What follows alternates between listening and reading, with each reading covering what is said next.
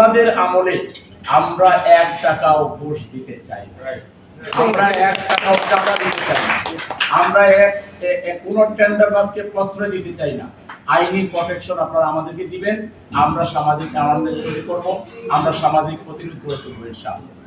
আমি আমার সকল বক্তৃতায় লাইভ হচ্ছে, আমি পরিষ্কার করে বলছি, আলেম ওলামা, শিক্ষক, ছাত্র, রাজনীতিবিদ, আবাল বৃদ্ধ বনিতা মিলে এখন আমাদের এক দফা অগ্রাধিকার যে কোন চাঁদাবাজ টেন্ডারবাজকে আমরা বাংলাদেশে প্রশ্রয় দেব। এটা যদি আমরা প্রতিরোধ করতে পারি, আমাদের জিনিসপত্রের দাম কমে যাবে, আমাদের জাতির জীবনে নিরাপত্তা চলে আসবে এবং আমরা স্বস্তির সাথে দুমুঠো ভাত খেয়ে আমরা আমাদের বাড়িতে ঘুমাতে পারবো। আর এই চাঁদাবাজরা যদি, আমরা অবাক হয়েছি, রক্তের দাগ এখনো শুকায়নি, চোখ চোখ রক্ত রাস্তায় রাস্তায়, মানুষের কান্না, ফুপিয়ে ফুপিয়ে মায়েদের কান্না, বাবাদের কান্না, ছেলে মেয়ের কান্না, স্বামী হারা স্ত্রীর কান্না আমাদের কানে বাজতেছে। আর এখনই ইঞ্চি ইঞ্চি জায়গা বাদ করে কিছু লোক তারা অলরেডি দখল করে পতিত স্বৈরাচারের লোকদেরকে দাওয়াত দিয়ে তাদের দরবারি করার জন্য, নিজেদের কর্তৃত্ব ফলানোর জন্য পতিত স্বৈরাচারের লোকেরা শুধু নাম আর চেহারা পাল্টাই দিচ্ছে, আর তারা এখন নতুন দলের বিষয়।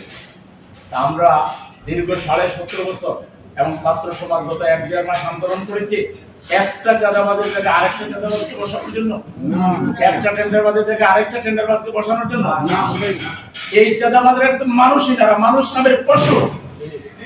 এই পশুদের বিরুদ্ধে আমাদের গণপ্রতিরোধ চলবে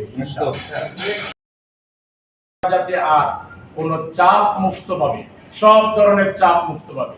1 টাকাও আপনারা কোন সরকারি কর্মকর্তাকে দিবেন না, কোন বেসরকারি চাঁদাবাজকে দিবেন না। আপনারা প্রতিরোধ গড়ে তুলবেন, আপনাদের সাথে আমাদের আপনারা ডাক দিবেন, আমরা হাজার হাজার লোক নিয়ে এই বাংলাদেশে জামাত ইসলামের এই সুনাম আছে, এরা চাঁদাবাজি করে না আর চাঁদাবাজদেরকে প্রশ্রয় দেয়।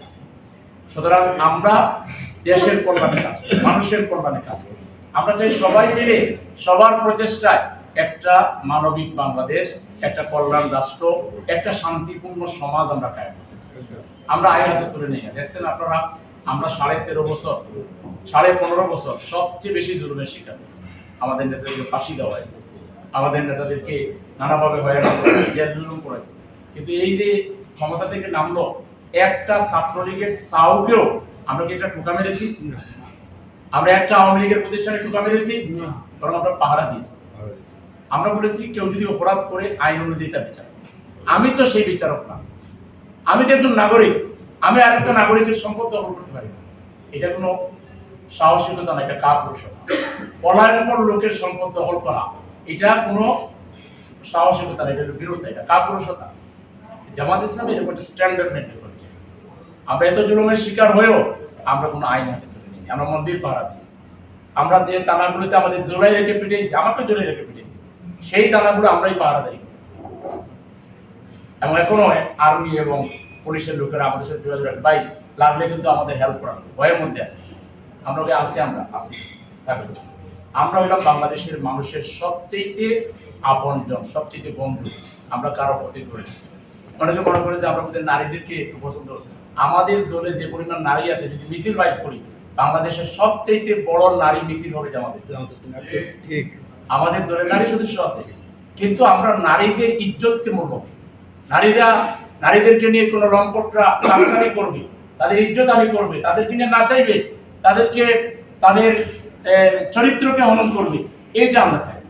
আমরা চাই নারীরা হলো আমাদের মায়ের জাতি, নারীরা হলো আমাদের বোন, নারীরা হলো কারো না কারো স্ত্রী।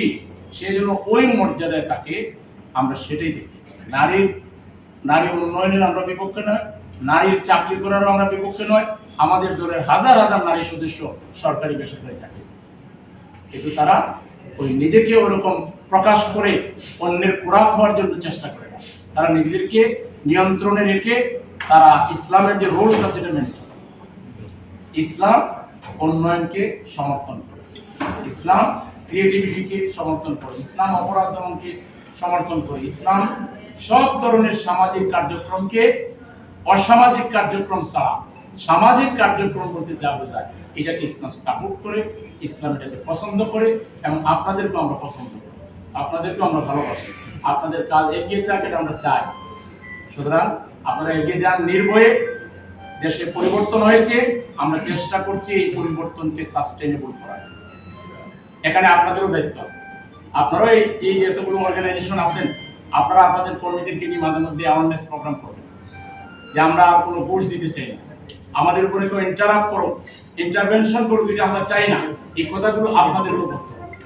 আপনারাও বলবেন, আমরাও বলবো, অন্যরাও বলবে।